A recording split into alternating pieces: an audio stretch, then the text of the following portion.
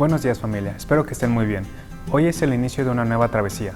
La semana pasada terminamos nuestro recorrido por la Carta a los Gálatas. Esta semana recordaremos cada uno de los eventos que tuvieron lugar en Jerusalén hace 2000 años. Te invito a que prepares y dispongas el corazón para recordar aquello que nos dio la libertad y la vida eterna. Bienvenido.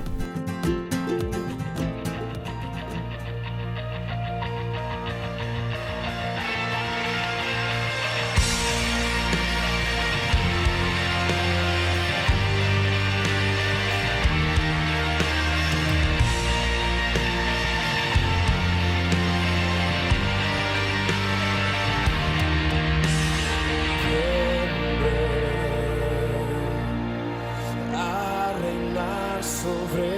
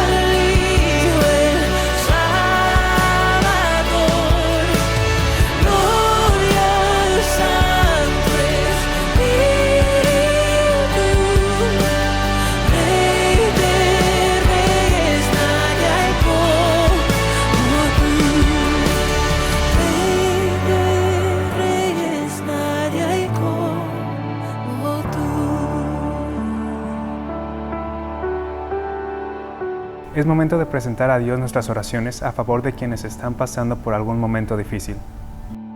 Hola, buenos días familia Semilla. Qué gusto poder estar juntos esta mañana. Es un placer saludarles y deseamos que estén muy bien, que todos estemos cuidándonos y que el Señor nos ha guardado hasta aquí. Es por su gran misericordia, ¿verdad? Estamos muy agradecidos por ello. Tengo el privilegio hermoso de orar esta mañana por las necesidades de nuestra familia y de nuestra familia de Semilla. Así es que queremos gozarnos. Espero que puedas acompañarme y juntos clamar al Señor por estas necesidades. Vamos a orar esta mañana por Brendan Mayer, director de Fundación Siloé en la misión. Está muy delicado de salud. También queremos orar por la salud de nuestra hermana Elena Grijalva y por su hija Saraí, que será intervenida mañana lunes. Queremos orar por la recuperación de la señora Rosa María Hernández. Ella es abuela de Norberto Velázquez, quien fue intervenida por un tumor en el riñón. Por la salud de Vicky Landa Sánchez, es mamá de Juve, de nuestro pastor. Ha tenido complicaciones con su corazón, así es que vamos a orar por ella también. Por la salud de Moisés Martínez, papá de nuestro hermano Moisés. Pues también por quienes necesitan dirección de Dios para tomar decisiones, ¿verdad? Que sean decisiones sabias, que sea Dios quien los guíe. Por sabiduría para vivir cada día, que el Señor nos ayude. Porque seamos guardados del mal como hemos sido hasta ahora, los que estamos todavía de pie. Que Dios siga guardándonos de todo mal. Y también vamos a tener un tiempo de acción de gracias, ¿verdad? Porque Dios siempre ha estado con nosotros y porque Él siempre estará en control cuando nosotros le entregamos nuestra vida. Él siempre está en control de nosotros y nos guarda y nos protege. Queremos dar gracias también por ello. Vamos a orar juntos. Les voy a pedir que se inclinen su rostro y que juntos clamemos por estas necesidades. Vamos a orar. Padre, te damos muchas gracias, Señor, por el privilegio maravilloso que nos das de orar juntos como iglesia.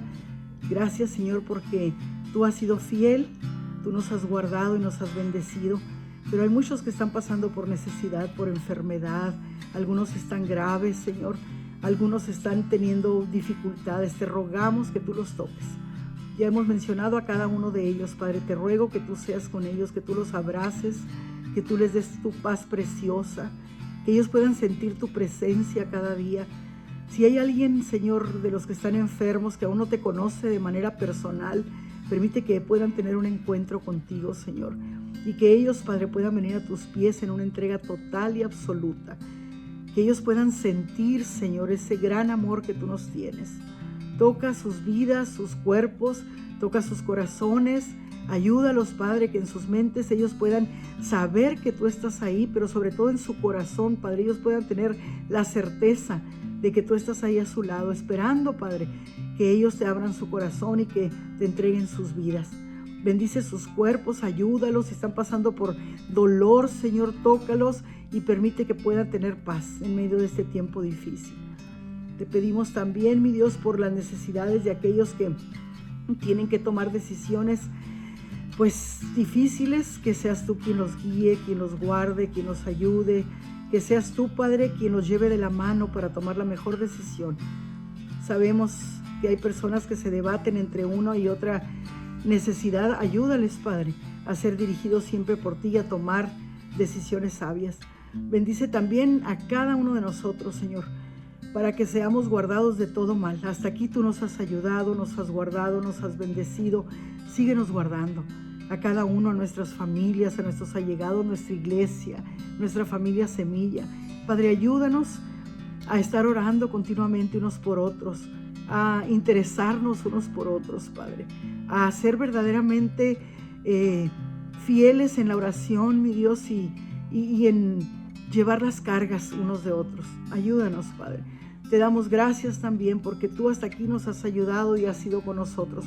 Y sabemos, Padre, que tú tienes el control de nuestras vidas. Te damos gracias por ello. Qué hermoso poder sentir, mi Dios, que eres tú y solamente tú quien dirige nuestra vida. Que todo lo que hagamos y que todo lo que vivimos cada día, Señor, está en tu perfecta voluntad. Y que nosotros, mi Dios, seremos guiados por ti. Gracias, muchas gracias. Bendícenos y guárdanos, Padre, y llénanos de tu gracia. Ayúdanos a ser cuidadosos y prudentes también en todo lo que hagamos para no descuidarnos, Señor, y no bajar la guardia con respecto a la pandemia. Ayúdanos, Señor, a ser sabios en nuestras decisiones. Ponemos todo en tus manos, sobre todo a cada uno de los enfermos.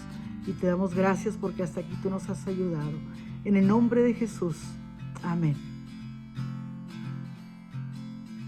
El día de ayer pudimos disfrutar de nuestra primera reunión presencial después de un año de ausencia.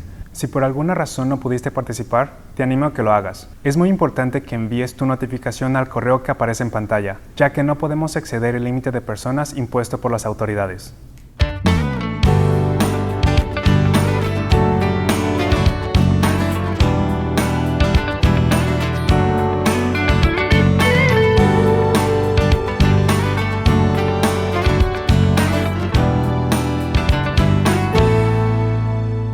Cuando Jesús vino a este mundo, se despojó de su deidad y se hizo hombre, y a más de eso, estuvo en calidad de siervo.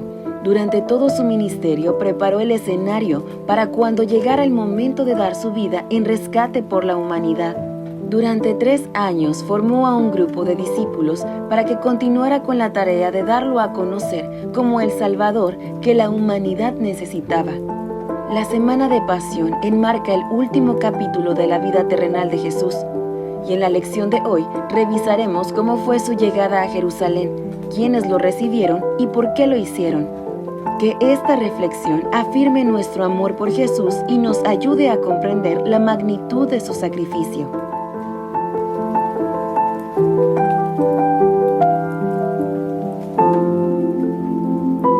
Hola, buenos días, espero que estés muy bien, como siempre recibiendo todas las bendiciones de nuestro Dios. Estamos a punto de arrancar una semana muy importante, la Semana Mayor como la conocemos, y tenemos el deseo de compartir con todos ustedes todo lo que ocurrió durante la última semana de vida terrenal de Jesús, de su ministerio aquí en la tierra. Y hoy quiero comenzar con una historia que encontré y habla acerca del general Julio César y un evento muy importante en su vida, y es el cruce del río Rubicón.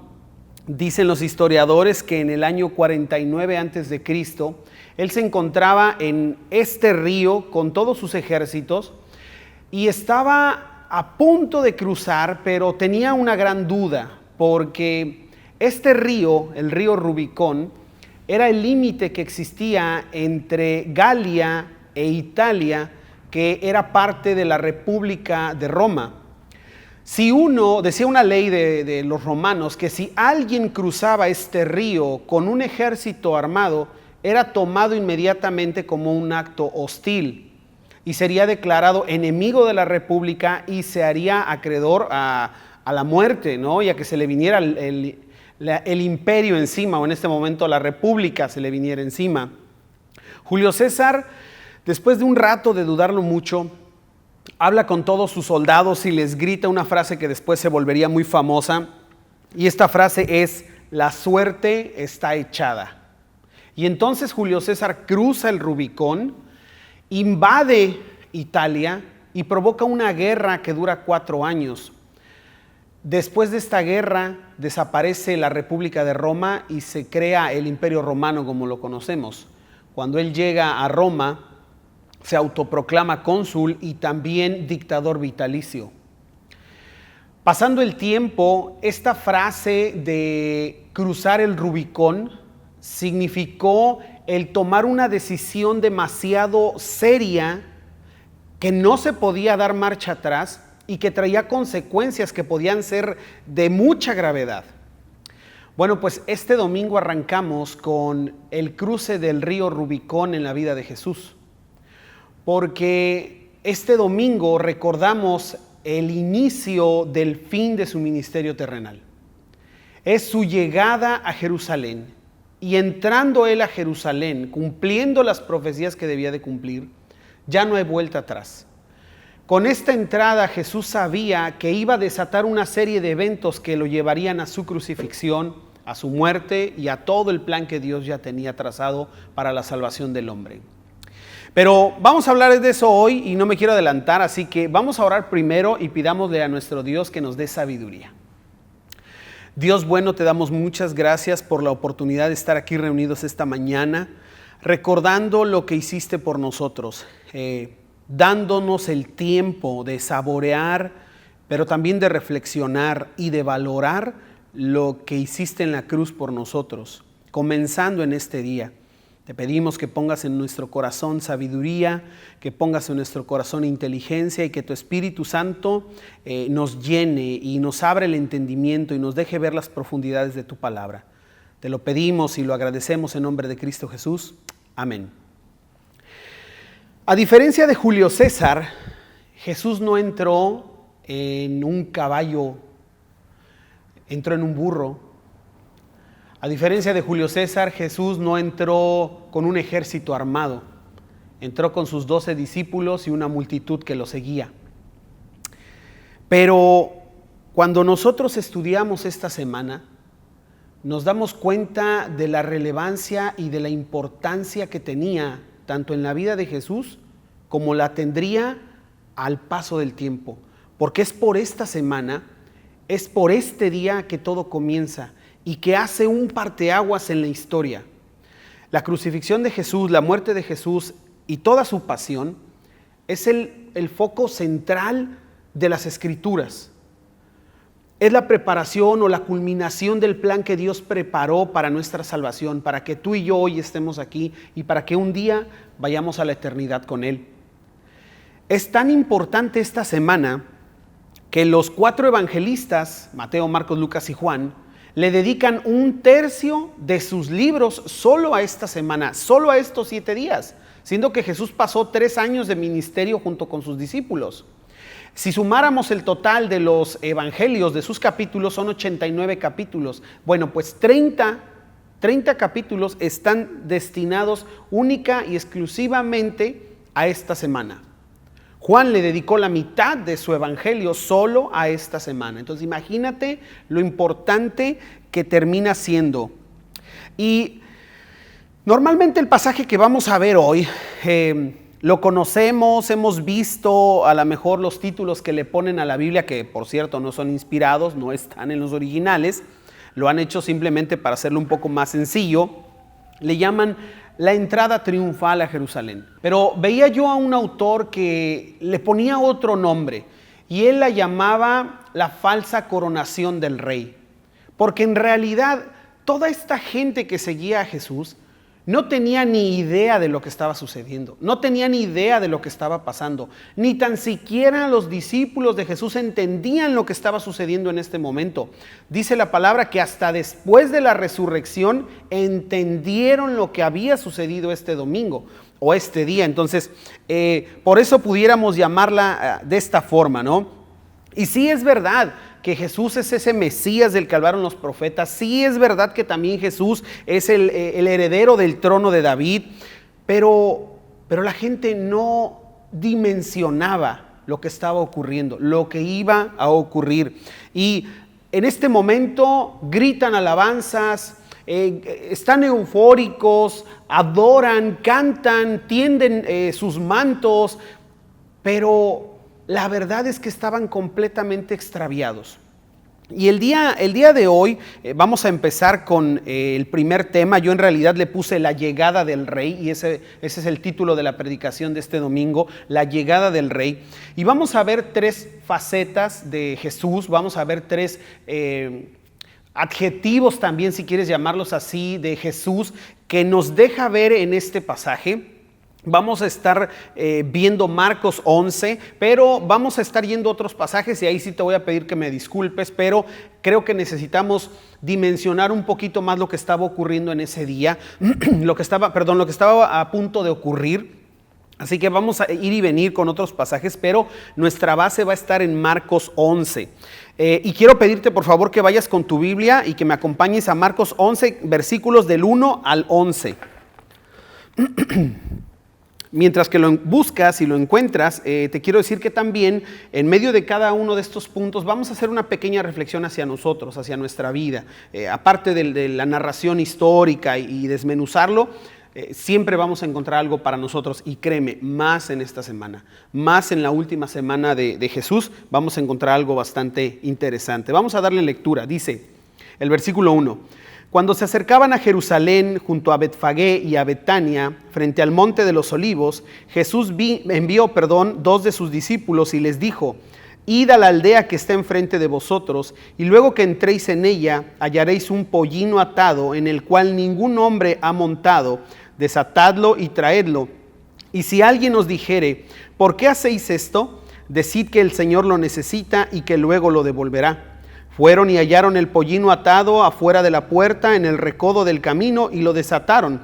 Y unos de los que estaban ahí les dijeron: ¿qué hacéis desatando el pollino?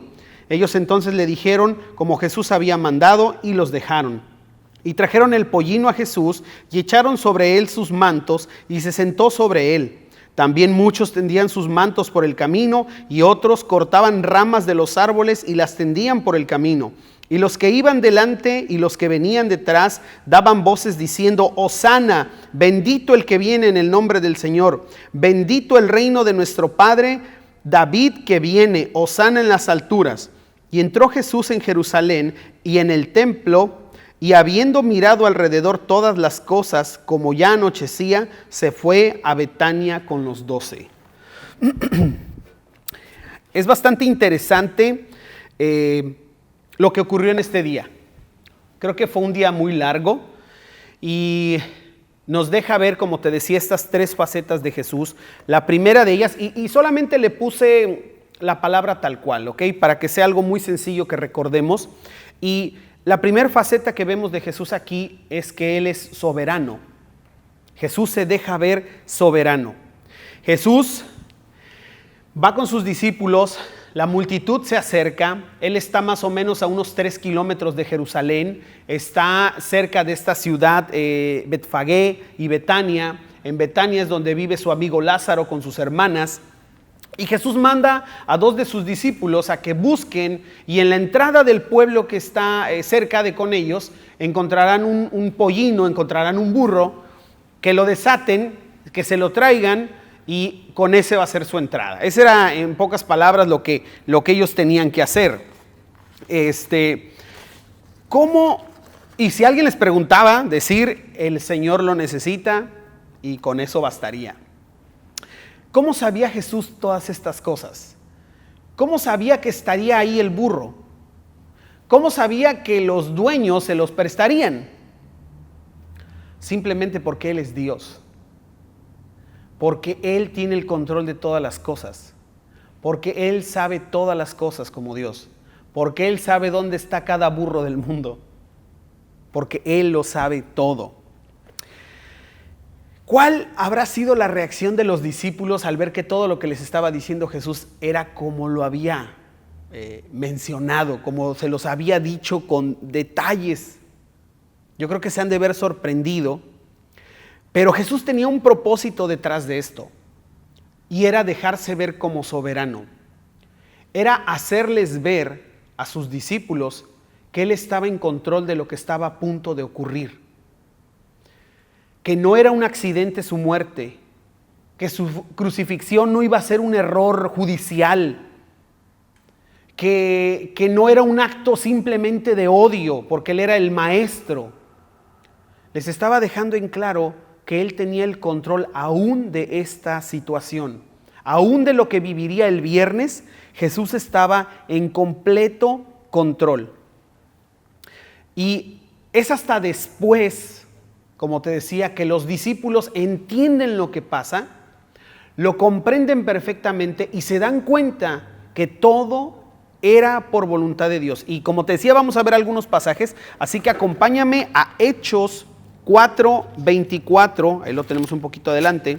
En esta escena es cuando Pedro y Juan son instados por el concilio a que no hablen de Jesucristo, a que no compartan de la fe, los intimidan y ellos regresan con la iglesia, les dan el reporte, y entonces dice que todos los creyentes alzaron su voz a Dios, dice el versículo 24, y dijeron: soberano Señor, tú eres el Dios que hiciste el cielo y la tierra, el mar y todo lo que en ellos hay, que por boca de David tu siervo dijiste: ¿por qué se amotinan las gentes y los pueblos piensan cosas vanas? Se reunieron los reyes de la tierra y los príncipes se juntaron en uno contra el Señor y contra su Cristo, porque verdaderamente se unieron en esta ciudad contra tu santo Hijo Jesús, a quien ungiste Herodes y Poncio Pilato con los gentiles y el pueblo de Israel, para hacer, ese es el importante, para hacer cuanto tu mano y tu consejo habían antes determinado que sucediera. Todo estaba en el completo control de Dios. Y esto es lo que quería dejar Jesús muy, pero muy en claro. Quiero que vayamos a otro pasaje porque nadie obligó a Jesús, nadie forzó a Jesús a subir a la cruz por ti y por mí. Nadie lo persuadió. Y quiero que vayas conmigo a Juan 10, 17. Juan 10, 17 y 18. Por eso me ama el Padre, porque yo pongo mi vida para volverla a tomar. Nadie me la quita, sino que yo de mí mismo la pongo. Tengo poder para ponerla y tengo poder para volverla a tomar. Este mandamiento recibí de mi Padre. Imagínate nada más la autoridad del Señor Jesús, y de eso estamos hablando. Él está cruzando voluntariamente el Rubicón y sabe que se va a desatar algo terrible para Él mismo, pero algo maravilloso para nosotros como su creación. Híjole, qué difícil, ¿no? Pero ahora quiero que analicemos un poquito el por qué Jesús hizo toda esta escena de entrar en el burro. ¿Por qué no entró caminando? Si tantas veces lo había hecho antes. ¿Por qué no entró en un caballo? O sea, si ya va a pedir algo, pues ¿por qué no pidió algo bien? ¿No? Todo esto era para cumplir una profecía que fue dada 500 años antes. No te voy a pedir que busques el pasaje para que no andemos como abanico con la Biblia, pero si eres de los que apunta, en Zacarías capítulo 9, versículo 9 dice exactamente esto, que el Cristo entraría en un hijo de asna, en un pollino montado. Y era para cumplir exactamente esta profecía. Y esto nos vuelve a confirmar que Jesús, siendo Dios, sabía exactamente todo lo que vendría, todo lo que pasaría. Pero algo que es de llamar nuestra atención y que debemos de saber y que no debemos equivocarnos por ningún momento, es que Jesús entró siendo rey con la actitud de siervo. Y ese era el propósito de toda esta escena, que no entrara con esa pompa y esa algarabía y él creyéndose el grande de la película, sino con la actitud de un cordero que iba al sacrificio. Pero no debemos equivocarnos. Esta es la primera vez que Jesús entró, y entró así. Pero la próxima vez que Jesús entre, será muy diferente. A este pasaje sí quiero que me acompañes. Está en Apocalipsis 19, 11 al 16. Apocalipsis 19, del 11 al 16.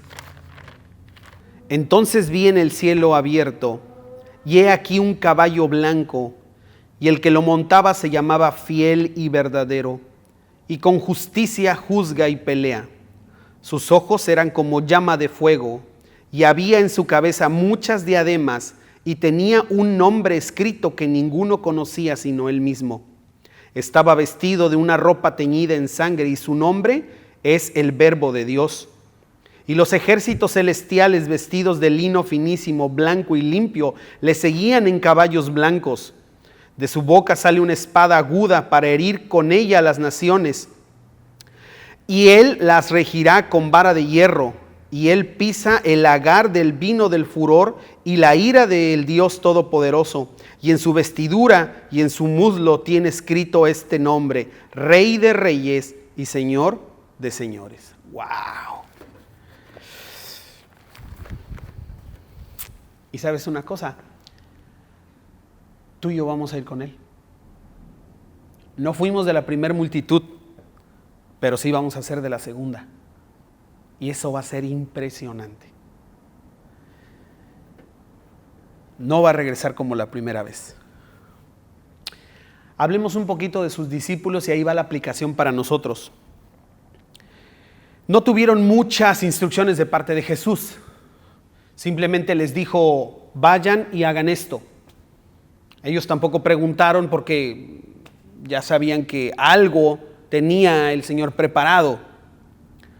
Les da esta tarea, se las encomienda. Y les dice: cuando les pregunten dirán, el Señor lo necesita. Y Jesús estaba dejándoles ver el poder que Él tiene. Pero de todas maneras esta tarea, me sigues, es un poquito extravagante, ¿verdad? Te está pidiendo el Señor que entres a un pueblo que no es tu pueblo, a una casa que no es tu casa, que desamarres un burro que no es tu burro. Pues a todas luces se nota como un robo, ¿no?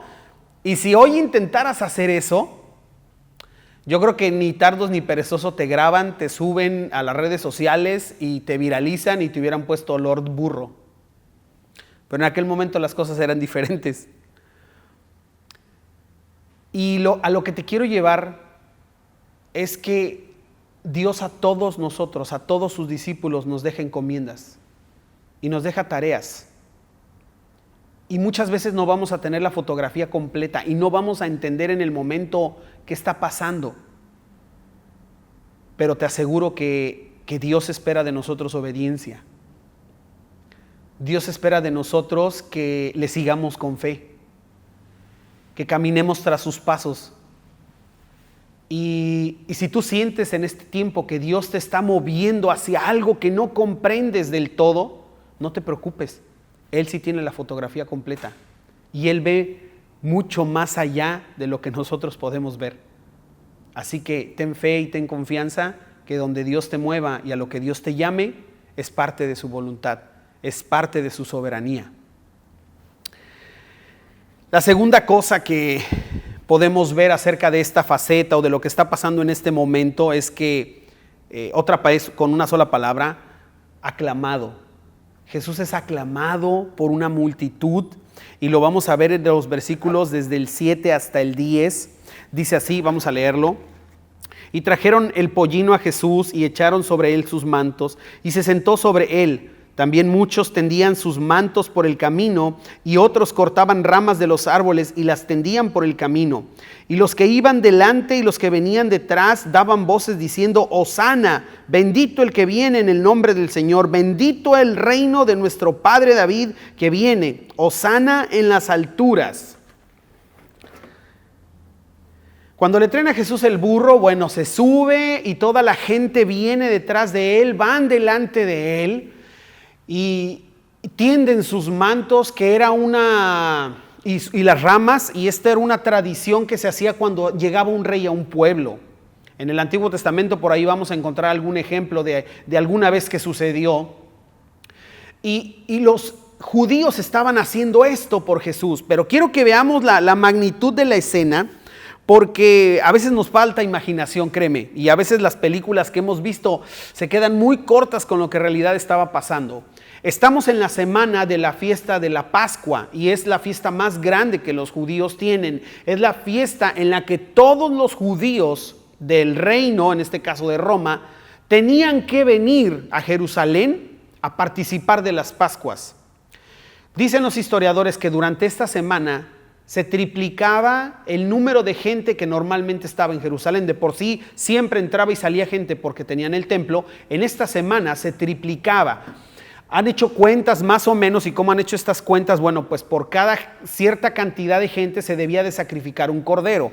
Entonces, cuando tú haces el cálculo matemático de cuántos corderos se sacrificaron en esa fiesta de Pascua, te puedes dar cuenta, pues más o menos cuánta gente había.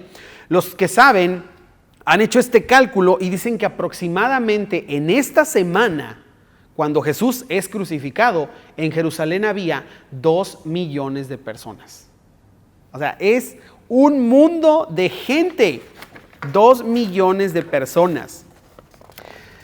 Así que cuando hablamos de que a Jesús lo seguían, porque en otros de los evangelios está este mismo relato, y dice que iban las multitudes delante de él y multitudes detrás de él, estamos hablando de miles de personas. Y estamos hablando a lo mejor de 100,000 personas. O sea, imagínate eso.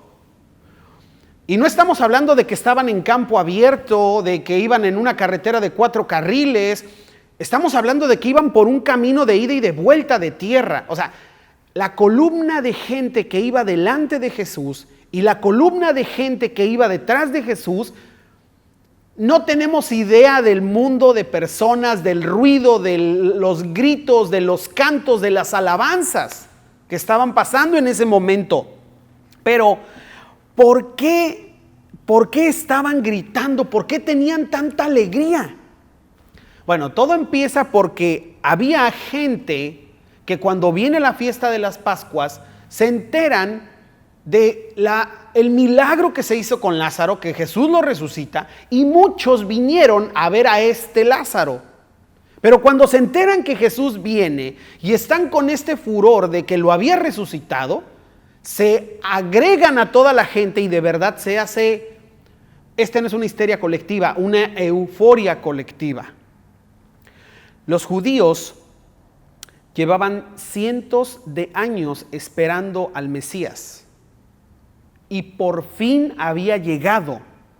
Llevaban cientos de años diciendo y enseñando que un día vendría el Mesías, que vendría a tomar el trono de David, que vendría a cumplir las profecías. Y por fin estaba sucediendo. Y obviamente la gente quería ser parte de la escena, querían ser parte de la historia, estaba ocurriendo la historia. Ellos sabían que alguien iba a inspirar, el Señor a alguien, y alguien iba a escribir este momento, y ellos querían estar ahí. Cuando ellos cantan, vamos al pasaje, cuando ellos dan voces y dicen, Hosana, esta palabra significa, ven, sálvanos. Y era lo que estaban pidiendo, salvación.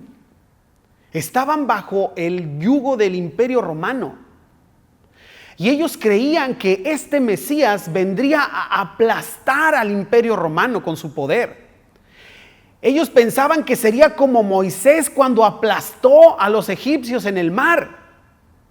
Ellos esperaban que entrara con vara de hierro y rigiera las naciones. Ellos esperaban el imperio mesiánico ya. Entonces, esto se estaba llenando de emoción. ¿Ok? Pero algo que nos debe de quedar bien claro es que estaban alabando, pero con la motivación incorrecta. Porque este Jesús, para empezar, no entra como ellos lo esperan. Entra en un burro prestado sobre los mantos de sus discípulos. Ya no cumple las expectativas desde el inicio, ¿no? Pero las expectativas de ellos. No era el tipo de Mesías que esperaban. Y al paso de los días, después de gritar con todo su corazón, ¡sálvanos!, en 5 días van a gritar, ¡crucifícale!, furiosos, porque no era el tipo de Mesías. Y es que en realidad ellos no estaban listos. Sus corazones estaban lejos de entender el reino que Jesús venía a establecer en la tierra. No estaban preparados porque no estaban listos para oír mensajes como si alguien te dice que vayas con él 1 milla, ve 2. No estaban listos para oír mensajes como Si alguien te abofetea en una mejilla, pon la otra. Ama a tus enemigos. ¿Cómo vas a amar a los romanos después de que hacen estas cosas? ¿Cómo vas a permitirlo? No era un Mesías que les convenía. Porque durante esta semana Jesús deja ver lo vacío de la religión de los judíos. Deja ver sus defectos. Y entonces comienza la conspiración contra él. Algo que sucede hoy en día, no quiero decir que en todo el cristianismo, pero en una parte del cristianismo, en muchas iglesias evangélicas, es que podemos alabar a Jesús con mucha euforia, con mucha emoción, pero con una motivación incorrecta. Porque pensamos en Dios, nos han vendido la idea de Dios o de Jesús como el quitamanchas, como la solución a nuestros problemas, como el hace milagros, y terminamos viendo a Jesús como un mesero celestial o divino que está para cumplir todas nuestras órdenes y confirmar lo que declaremos y atar lo que atemos y desatar lo que desatemos y que va a ser nuestra voluntad. Y cuando Jesús no encaja en ese estereotipo en el que lo hemos metido o en el que nos han dicho que entra, pues las cosas se derrumban. Y muchas veces ese júbilo de los domingos, esa algarabía de los domingos, cuando mis problemas no se solucionan, cuando mi esposo no deja de tomar, cuando mi hijo no sale de las drogas, cuando no salgo de mis problemas económicos, cuando mi matrimonio se sigue desbaratando, me voy. Me retracto de ese gozo y ese júbilo. Y por eso vemos gente entrar y salir, entrar y salir. A veces vemos gente cambiar y cambiar de congregación porque dicen, aquí ya no está el Espíritu, aquí ya no hay fervor espiritual y me voy a otro lado y me voy a otro lado. Y a lo que voy es que esa, no sé cómo decírtelo, esa livianez de la vida cristiana no es lo que Dios está esperando. El que nosotros aclamemos a Jesús cada domingo, pero que nuestro corazón esté lejos, no es lo que Él está esperando de nosotros. Y ellos veían lo que querían ver de Jesús, pero Jesús veía cosas muy diferentes. Jesús veía algo muy distinto. Y es ahí donde entramos al tercer punto de esta mañana y el último, porque vemos a un Jesús triste, que en medio de todo este júbilo, en medio de todo ese gozo de que te ovacionen y te echen porras porque pues vas a ir a morir, Jesús está triste. Y esa parte no la encontramos en el capítulo 11 de Marcos. Vamos a tener que ir a Lucas, vamos a ir al capítulo 19, así que te voy a pedir que vayas conmigo al capítulo 19 de Lucas. Y los versículos son del 41 al 44. Dice así la palabra de Dios. Y cuando llegó cerca de la ciudad, al verla lloró sobre ella, diciendo, oh, si tú también conocieses, a lo menos en este tu día, lo que es para tu paz, pero ahora tus ojos encubiertos están. Porque vendrán días sobre ti cuando tus enemigos te rodearán con vallado y te sitiarán y por todas partes te estrecharán y te derribarán a tierra y a tus hijos dentro de ti y no dejarán en ti piedra sobre piedra por cuanto no conociste el tiempo de tu visitación. Híjole, Jesús, ya que entra a la ciudad, ve la ciudad, ve todo el alboroto y comienza a llorar. Y cuando dice en el original que empieza a llorar, era un llanto tan profundo de dolor que la palabra ahora la traduciríamos como sollozar. Imagínate, si alguna vez has sollozado por algo o has visto sollozar a alguien que... Eso es lo que estaba haciendo Jesús. Eso es lo que estaba viviendo Jesús. Esa angustia y ese dolor y esa tristeza por cómo veía a su pueblo, por lo que venía. Me encanta la soberanía de Dios, me encanta que Él es eterno, me encanta que Él es omnisciente. Él ya sabía que en 5 días esos cientos de miles gritarían crucifícale. Y no entendieron el día de su visitación, el tiempo en que Jesús estuvo entre ellos, no lo comprendieron y hasta hoy no lo comprenden y lo siguen esperando. Y cuando Jesús regrese, los judíos se van a dar cuenta que ya es la segunda venida y no la primera. Y que desperdiciaron y desaprovecharon la primera venida de Jesús y que vino a ellos. Ese es el dolor del Señor. Cuando llega el año 70, 40 años después de la crucifixión de Jesús, más o menos, el general Tito de Roma invade Jerusalén, precisamente durante la fiesta de la Pascua, donde había tantísima gente. Rodea la ciudad, crea un cerco militar para que nadie entre y nadie salga. Este sitio dura meses y lo que está haciendo es provocar la desesperación, el hambre de todos los que estaban ahí, porque no entraba comida, no salía sustento, no pasaba nada. Dice un historiador, déjate lo leo, Flavio Josefo, que la situación era tan desesperante que la gente hervía las correas y el cuero de sus calzados para comérselos. No sé si es una exageración, pero como es cuero de animal o era cuero de animal, no sé.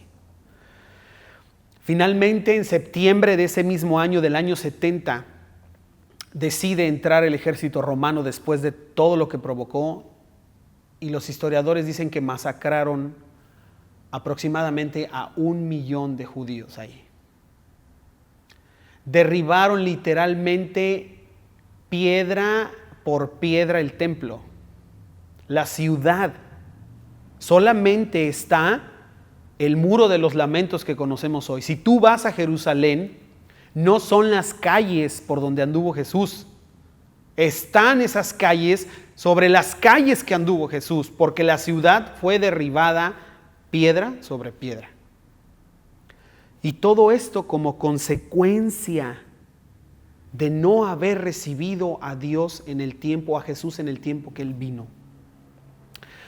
Así que, amigo mío, que a lo mejor esta es la primera vez que tú escuchas este mensaje o que nunca has entregado tu vida a Jesús, rechazar a Dios no es cosa ligera.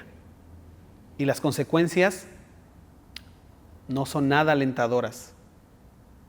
Ya tendremos tiempo en la semana de platicar de eso, pero las consecuencias de desechar a Dios no son nada ligeras, créeme. Ahora la pregunta para nosotros: ¿crees tú que si Jesús viera hoy a su iglesia, a nosotros, a su pueblo, se alegraría o se entristecería? ¿Crees que si Jesús viera nuestra vida, tu vida, se alegraría o se entristecería? ¿Qué diría de nosotros? ¿Crees que diría algo así a la iglesia? ¿Crees que diría algo así a nuestra vida? Si tan solo supieras, si tan solo conocieras. Híjole. Qué tremendo, ¿no? Hay iglesias que hoy en día se preocupan más por el estatus, por tener una superproducción, por eventos masivos, ministerios interminables, que por el dueño de la iglesia, que por el Señor de la iglesia.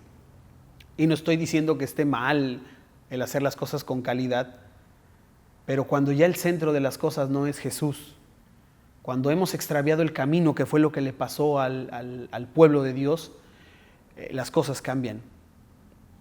Porque el pueblo de Dios se desvió del camino, se extravió y le quitaron a Dios el lugar de Dios. Tener mucho cuidado que a nosotros no nos ocurra esto en nada de lo que hagamos.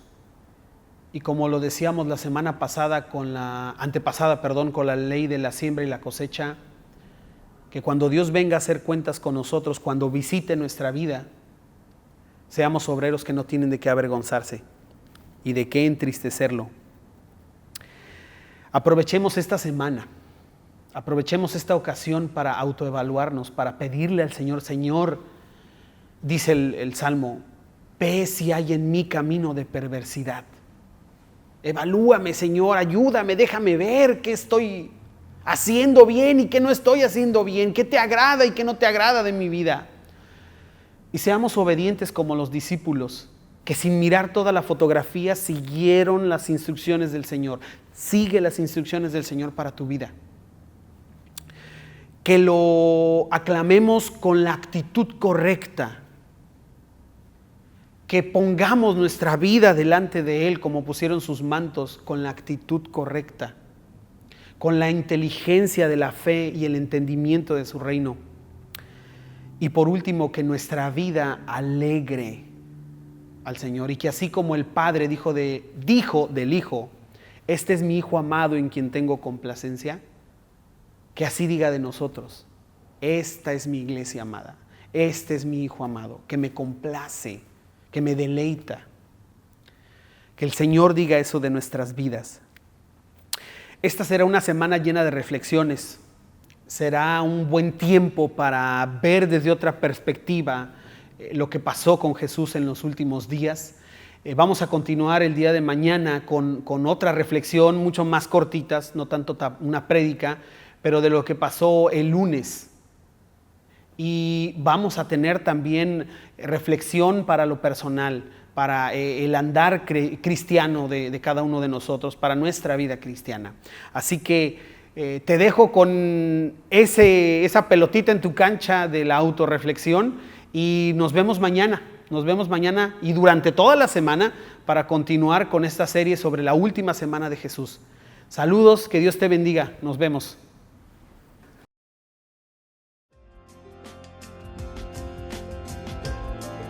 Como te mencionamos la semana pasada, recibiremos tus ofrendas y aportaciones los días sábados. Pero si se te facilita hacerlo de manera electrónica, las cuentas bancarias seguirán activas y disponibles.